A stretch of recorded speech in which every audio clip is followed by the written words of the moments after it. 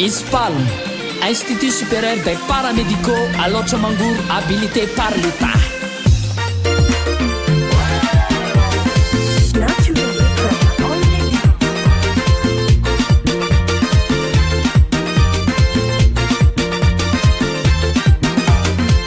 Nisy kolo zay zalahy malaza aminay ihany manofana mpianatra firimbiasa sy famo mpampianatra ao zalahy te efa zatra raha fitaovana ampiasainay manara-penitra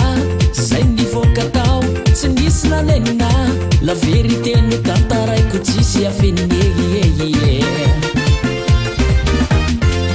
nisy kolo zay zalahy malaza aminay ihany nanofana mpianatra firimbiasa sy famo mpampianatra ao zalahy te efa zatra raha fitaovana ampiasainay manara-penitra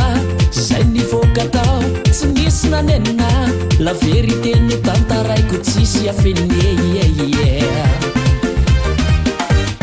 sekoly maminay natafitanay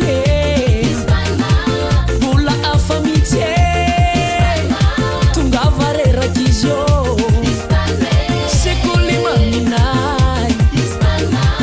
natafitanay bola afa mitsy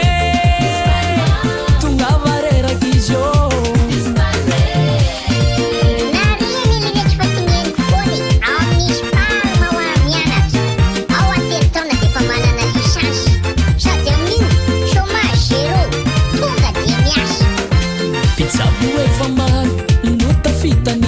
paritaka manerany tiniosi tsikity voataiza haratsainy vatana fana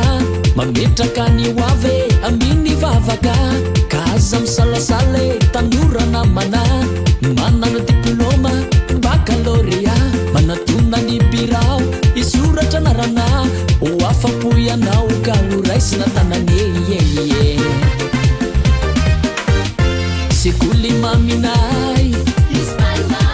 natafitanay mbola hafa mitsy tonga vareraka izy io sekoly maminay natafitanay mbola hafa mitsy tonga vareraka izy io diplôme ara-panjakana nazo équivalence avy tamin'ny fopuzama Fulaka informaticani connexion wifi langue française stage assuré telo taona defa mahazo licence ianao zanjy henoy DJ ISPAL mambatondrazaka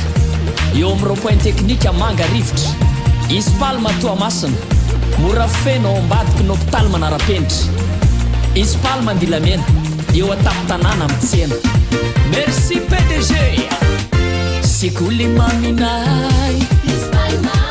nata